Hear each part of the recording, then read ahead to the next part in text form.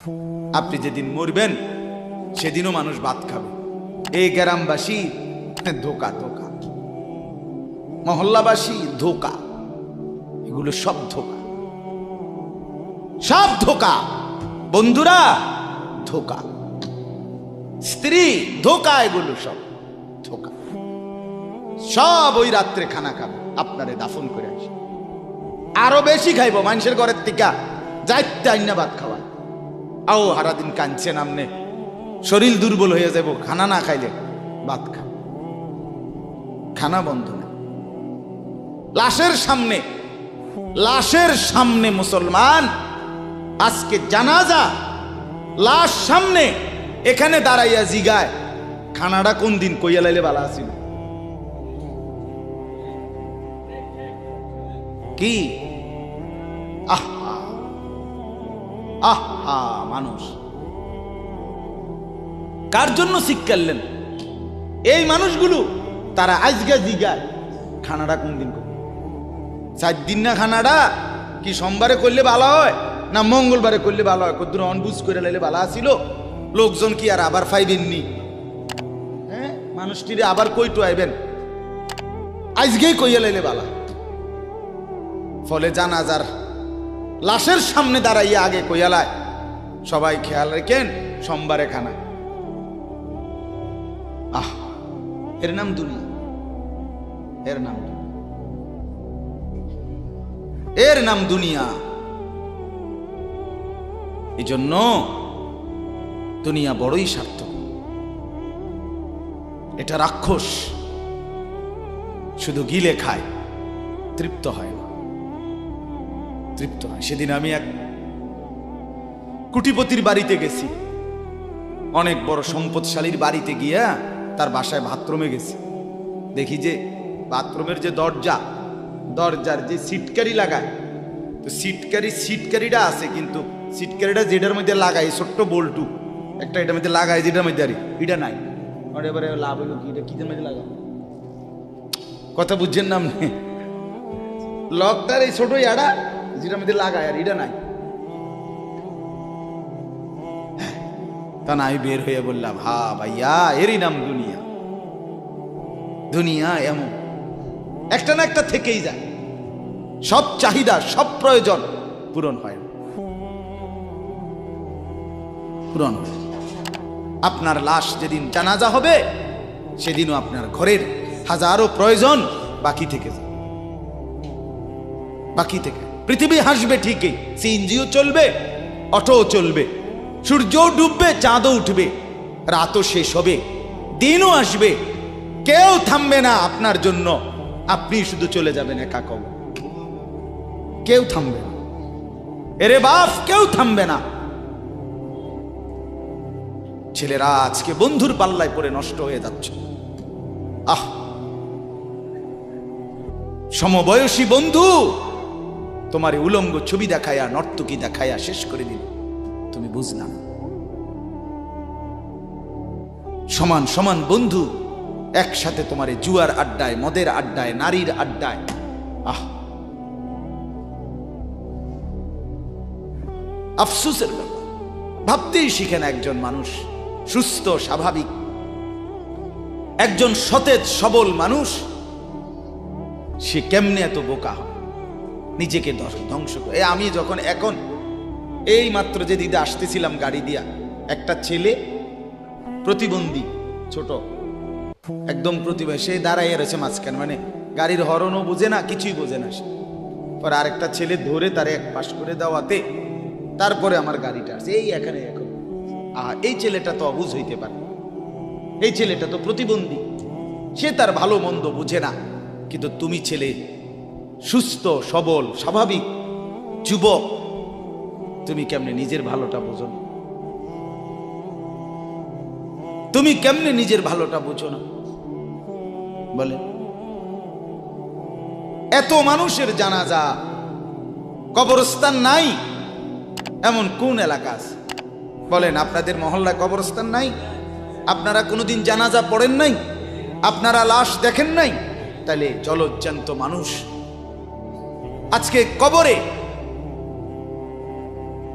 জনাব হযরত মাওলানা আব্দুল বারী সাহেব, আমার তো পুরা মনে আছে কত সময় আমার সাথে, কতদিন বয়ান একসাথে দেখছি, বসছি, কথা বলছি।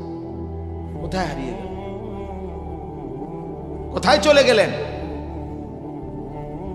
এইভাবে পরিচিত চেনা মানুষগুলো প্রতিদিন হারিয়ে যায়, কবরে চলে যায়। এরপরও কি আমার কলিজার ভিতরে একবারও এই ওই ছেলে, বয় বেটা, আহাম্মক কোথাকার বেটা। জিন্দেগিটাই ছবি, জীবনটাই ছবি, একেবারে যেটা পাও। আজ মুসলমানের যুবকের কথা হইল, বেঈমান ইহুদি আর কাফেররা আমাদেরকে এরকম ফাঁদে ফেলাইছে যে যা কিছু আছে 24 ঘন্টা মুসলমানের ছেলে মেয়ের হাতে মোবাইল তুলে দিছে। যেটা ফাও শুধু ছবি উড়াই আমগো কাছে পাঠায়।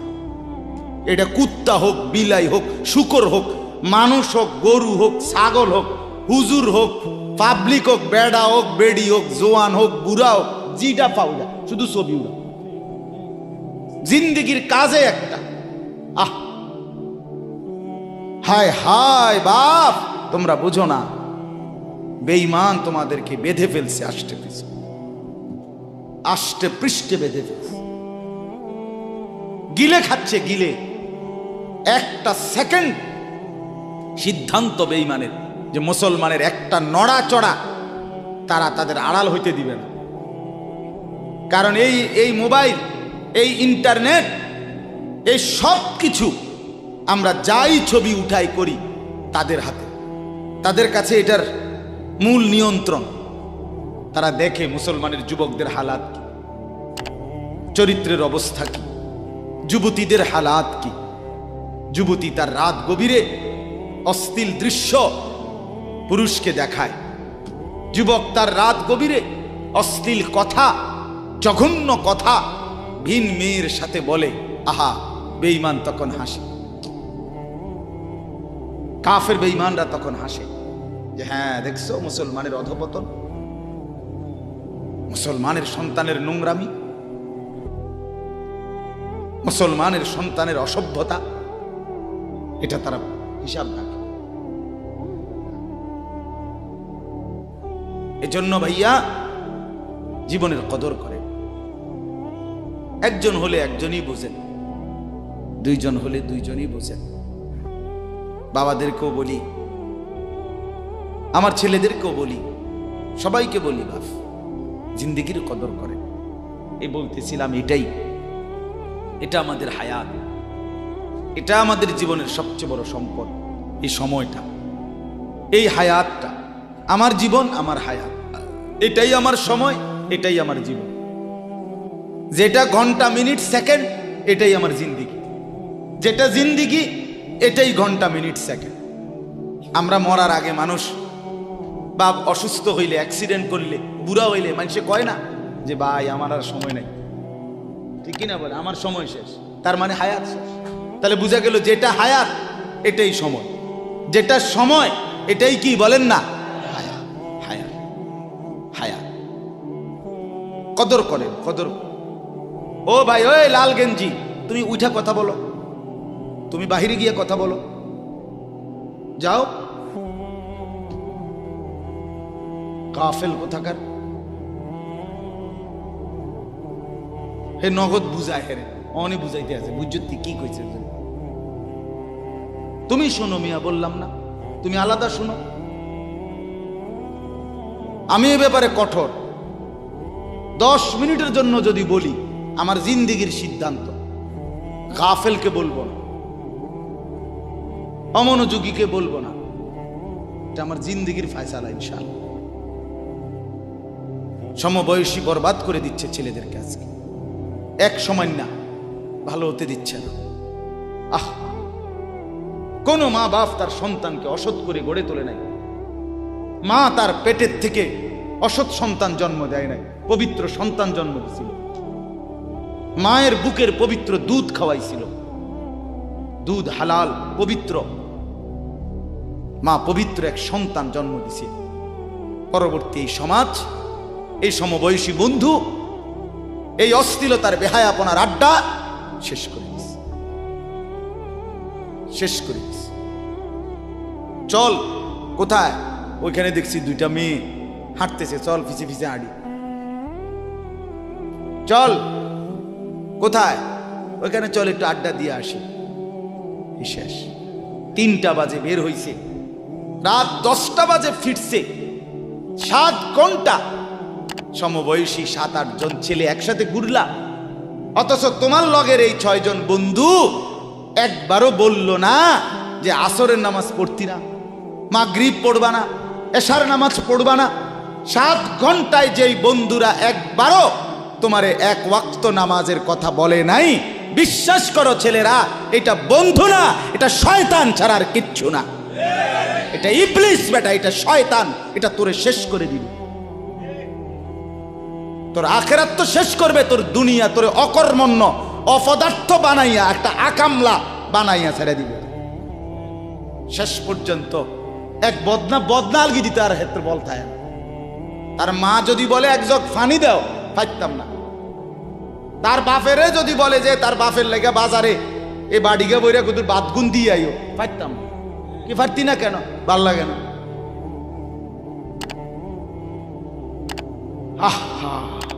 গুনাহ, অশ্লীলতা, বেহায়াপনা, উলঙ্গপনা শেষ পর্যন্ত এরকম অপদার্থ বানায়, অকর্মণ্য বানিয়ে দেয়।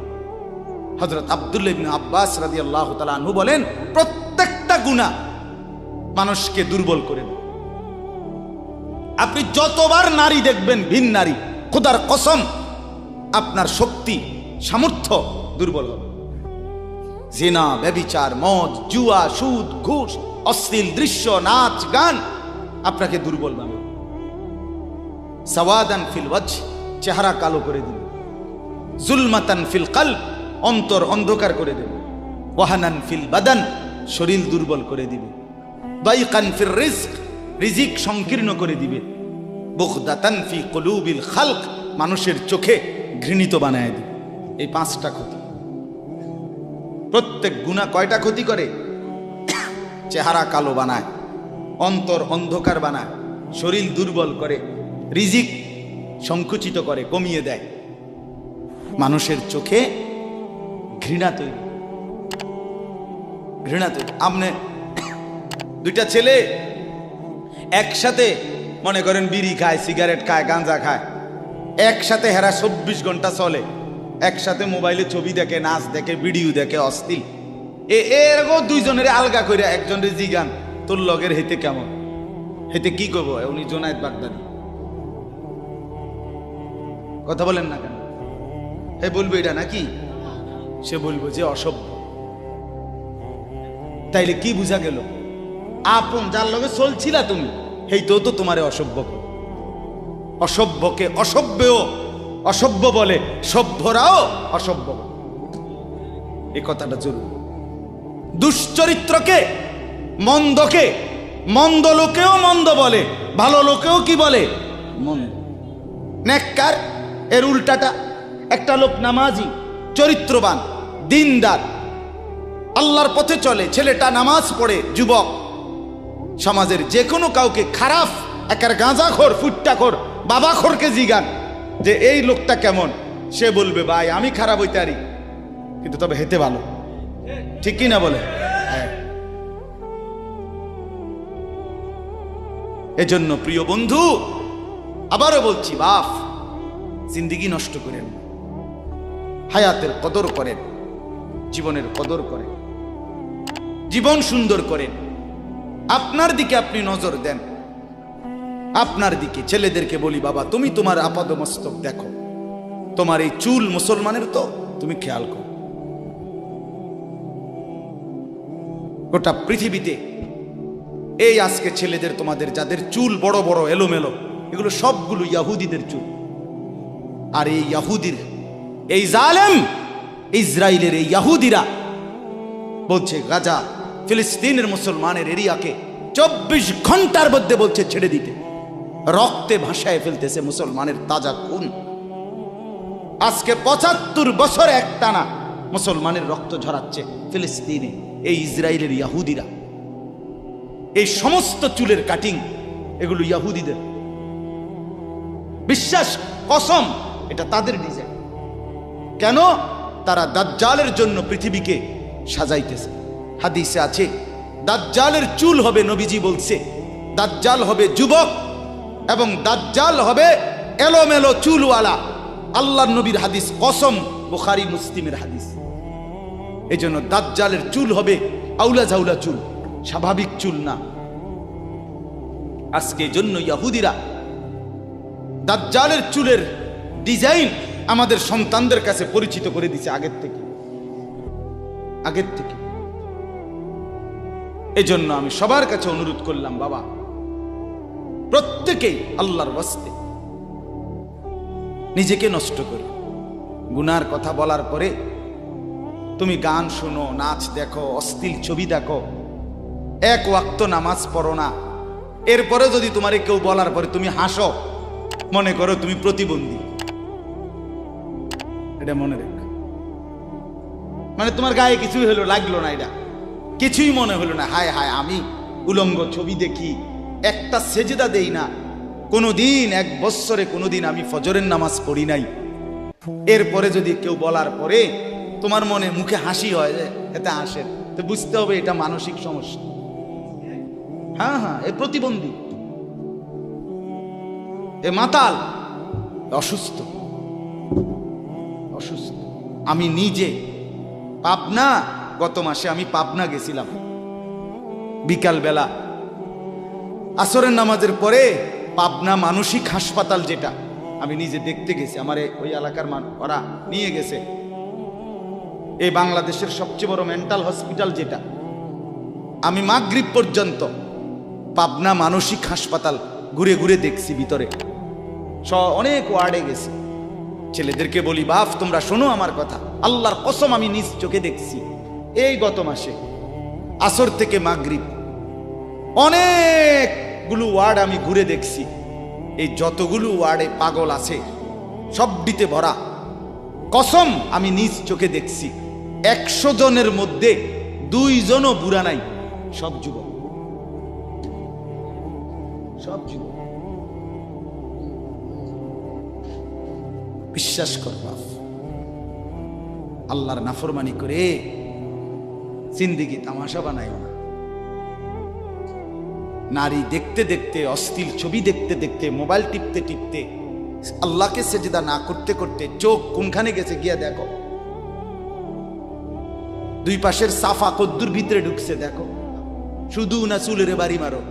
পৃথিবীতে কোনো কালে, কোনো বইতে, কিতাবে, কোনো গবেষণায় যে চুল এটারে আলাদাভাবে খুব বেশি পেরেশানি করার বস্তু ছিল না। এটা মনে করে নিজের চুল নিজে বাইরে দেয়, এটার মধ্যে ডিজাইনের আরেকজনে যদি তোমার চুল ধরে টাইনতো তাহলে তো একটা কথা আছে, তোমার চুল তুমি বাড়ি দাও, এটার মধ্যে সুন্দরের কি আছে? আবার বেউকুফ, আহাম্মক। কেমন আহাম্মক আমি বুঝি না এটা। আল্লাহ আমাদেরকে বুঝ দান করেন।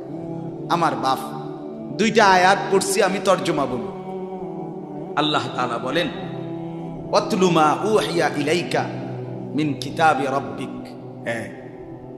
নবীজি সাল্লাল্লাহু আলাইহি সাল্লাম মানুষকে কালেমার দাওয়াত দিতেন, তো বিভিন্ন জন বিভিন্ন বুদ্ধি দিত। কথাটা ছোট্ট, খেয়াল করেন। কইতো মোহাম্মদ এমনে কও, আরেকজনে কইতো হেমনে কও, আরেকজনে বলতো মোহাম্মদ এই সিস্টেমে কইতে হইব, আরেকজনে বলতো আগে নেতা করে মুসলমান বানাইতে হইব, আরেকজনে বলতো আরে এই সমস্ত গরিব শরীফ গোলাম কৃতদাস বেলাল খাব্বাব খুবাইব ইতার লইয়া ফইরা থাকলে হইবনি। বুদ্ধির শেষ নাই, বুঝেন নাই কথাটা? আল্লাহ তাআলা তখন বন্ধুকে বললেন, দোস্ত সব বাদ দেন, আমি যেটা বলি শুনেন। ওয়াতলু মা উহিয়া ইলাইকা মিন কিতাবে রাব্বিক। আপনার রব আল্লাহ আপনার উপরে প্রতিনিয়ত যেই কোরআন নাজিল করতেছে, আপনি সকলের সামনে সেই কোরআন তেলাওয়াত করেন, কোরআন পড়ে। ওই যে হাফেজ তানভীর কোরআনুল কারীম শুনাইছে, এটাই দাওয়াত, এটাই দাওয়াত। সে আর বাংলায় কি বলা দরকার? কিচ্ছু বলার দরকার। এই কোরআনের তেলাওয়াত যে রব্বুল আলামিন আমাদেরকে দেখাই দিলেন আমি আল্লাহ তাআলা এক অন্ধ, যে গোটা পৃথিবী দেখে না, তো এক অন্ধ মানুষের জবান দিয়ে যদি আমি আমার কোরআন এত সুন্দর করে উচ্চারণ করাইতে পারি, তাহলে তোমাদের যারা চোখওয়ালা আমার কোরআন দেখে দেখেও কোনোদিন পড়তে পারো না, তোমাদের হালাত কি হবে? কেমনে তোমরা আমি আল্লাহর সামনে দাঁড়াইবা? হাসরের ময়দানে রাসূলের সামনে কেমনে দাঁড়াইবা? খোদার কসম আরেকবার দুনিয়া থেকে ভাবতেন, ভাইবেন সুপারিশ। আচ্ছা, হাউজে কাউসারের পানি, আচ্ছা ঠিক আছে। এ বিড়ি খাইতে খাইতে, হ্যাঁ বিড়ি খাইতে খাইতে 60 বছর বয়স, এখনো বিড়ি সিগারেট খান। এ বিড়ি খাইতে খাইতে আপনি গিয়া নবীজির থেকে হাউজে কাউসারের পানি লইয়া লাইবেন আর নবীজি দিয়া লাইবেন। আচ্ছা ঠিক আছে কাকা, আগান না, অসুবিধা কি? চা দোকানে নর্তকীর নাচ দেখেন, চা দোকানে বইয়া বইয়া টেলিভিশন দেখেন, আর বিড়ি খান। আমনে নবীজির সুপারিশ নিবেন, হাউজে কাউসারের পানি নিবেন। নবীজি বিষয়টা আমনেরে এত সহজ করে বলে দিয়ে গেছে না? কথা বলেন না কেন? নবীজি এ কথা বলছে, উম্মত চুরি ডাকাইতি জিনা ব্যভিচার মদ জুয়া নাচ গান টেলিভিশন নাটক সিনেমা বিড়ি সিগারেট তুমি সব করতে থাকো, তোমার জিডা মনে কয়টা করো, হাসরের ময়দানে শুধু আমার দ্বারে আইও, আমি বেহেশতে ফাড়াই দিমু। এটাই তো সুপারিশ না? তো আমনে ঘটনা কি, কাহিনীটা কি? তাইলে কি বুঝে বিড়ি খান, কি বুঝে সিগারেট খান, কোন বুঝে দাড়ি কাটেন, কোন বুঝে টেলিভিশনে নর্তকীর নাচ দেখেন?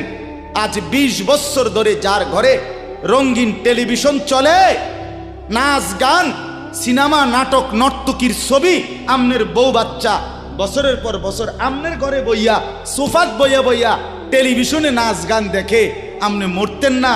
আমনের বউ বাচ্চা মরতো না? আমনে আল্লাহর সামনে দাঁড়াইতেন না? না? আচ্ছা ঠিক আছে কাকা, বাতে তো খান নাকি? খান,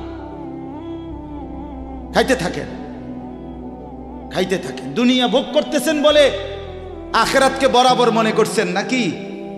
দুনিয়া, আমি দুনিয়া তো ভালাই চলতে আছি, বউ বাচ্চা লইয়া 2 ফুট লইয়া 3 ফুট বিদেশ 2 ফুট বিদেশ, টাকা ফাটায় বাজার সদাই করে খুব খাইতেছেন। আরে দুনিয়া তো আল্লাহ কাফেরকেও খাওয়ায়, খাওয়ায় কিনা বলেন? দুনিয়া আল্লাহ বেঈমানকেও খাওয়ায় কিনা বলেন? দুনিয়া আল্লাহ তাআলা কুকুর বিড়ালকে খাওয়ায় কিনা বলেন? দুনিয়া আল্লাহ চতুষ্পদ জন্তুকে খাওয়ায় কিনা বলেন? তো আপনারে বাদ্দুকে খাওয়াইতে অসুবিধা কি? কিন্তু দেখার বিষয় তো হলো আখিরাত মিলবে কিনা, জান্নাত মিলবে কিনা, এটা না দেখার বিষয়। আল্লাহ বলেন, বন্ধু ওয়াতলু মা উহিয়া ইলাইকা মিন কিতাবি রাব্বিক, আমি রবের পক্ষ থেকে যে কোরআন নাজিল হয়েছে আপনি সেটাই পড়েন, দিবানিশি পড়েন। দেখবেন বন্ধু আপনার এই কোরআনের তেলাওয়াত শুনবে, এই তেলাওয়াত শুনেই আমার বান্দা আমার ফয়সালা অনুপাতে কালেমার ভিতরে ঈমানের ভিতরে ঢুকতে থাকবে। লা মুবাদ্দিলা লিকালিমাতিহ, আল্লাহ বলেন আমার কথার এক বিন্দু নড়চড় হবে না। বন্ধু আমার, জগতের সবাই যদি কালেমা পড়ে তবুও কোরআন পড়েন, কেউ যদি কালেমা নাও পড়ে তবুও কোরআন পড়েন, তবুও কোরআনই তেলাওয়াত করেন। অন্য কোনো বুদ্ধি নাই, অন্য কোনো ফর্মুলা নাই, অন্য কোনো মাধ্যম নাই। আমি আল্লাহ আপনি বন্ধুকে মনোনীত করে আপনার উপরে কোরআন নাজিল করেছি, আপনি আমার কালাম পৃথিবীবাসীকে শুনান। যাকে যাকে ইমানদার হওয়া দরকার আমি আল্লাহ আপনার দলে ভিড়ায় দেব। সুবহানাল্লাহ। ওয়ালান তাজিদা মিন দুনিহি মুলতাহাদা, আল্লাহ বলে বন্ধু রাতে কিংবা দিনে, সকালে কিংবা দুপুরে, সুখে কিংবা দুঃখে, অভাব কিংবা প্রাচুর্যে, একাকী কিংবা প্রকাশ্যে, ঘরে কিংবা বাজারে, কোনো জায়গায় আমি আল্লাহকে ব্যতীত আর কাউকে কোথাও কোনো আশ্রয় পাবেন না। আছি শুধু আমি আল্লাহ। মোমেনের জন্য শুধু কে? কৌন পৌঁছেগা हमें तेरे सवा, तू गनी है और हम है बेनवा। हकीमुल उम्मत मुजद्दिदुल मिल्लत हजरत मौलाना शाह अशरफ अली थानवी रहमतुल्लाह अलैहि কথা বলছে ওনার মুনাজাত থেকে। তো উনি বলতেন মুনাজাতের মধ্যে, আল্লাহ কোন পৌঁছেগা হামে তেরে সওয়া, আপনাকে বাদ দিয়ে আমনারে ছাড়া আমগরে জিগায় কে, আমগরে জিগায় কে, কে আমগো খবর নিবে, কে মুসলমানের খবর নিবে? মুমিনের সহায় শুধুই কে? ওয়া আলাল্লাহি ফালিয়াতাওয়াক্কালিল মুমিনুন। আল্লাহ বলে মুমিনের উচিত কেবলই আল্লাহর উপরে ভরসা করা। কার উপরে ভরসা করা? হ্যাঁ। এরপরে দ্বিতীয় আয়াত শুনেন, তর্জমা, তাইরই কথা শেষ। ওই যে তারা বলছে নেতাদের পিছনে দৌড়ান, পয়সাওয়ালার পিছনে দৌড়ান, সর্দারের পিছনে দৌড়ান, এগুলারে আপনার পক্ষে নিতে পারলে আপনার ইসলামের কাজ সহজ হবে। আল্লাহ বলে বন্ধু সব বাদ দিয়া আমার কথা শুনেন। এক, সবার জন্য কোরআন তেলাওয়াত শুনান, কোরআন পড়েন, এলো এক। দুই, ওয়াসবির নাফসাকা মাআল্লাযীনা ইয়াদউনা রাব্বাহুম বিল গাদাতি ওয়াল আশিয়্যি ইউরিদুনা ওয়াজহাহু। আর আল্লাহ বলে বন্ধু সকাল সন্ধ্যা দিবা নিশি আমার সন্তুষ্টির জন্য যারা আমাকে ডাকে, সেজদা করে, গোলামি করে, বন্দিগি করে, আপনি কেবল আপনাকে তাদের সাথেই মিলাইয়া রাখেন।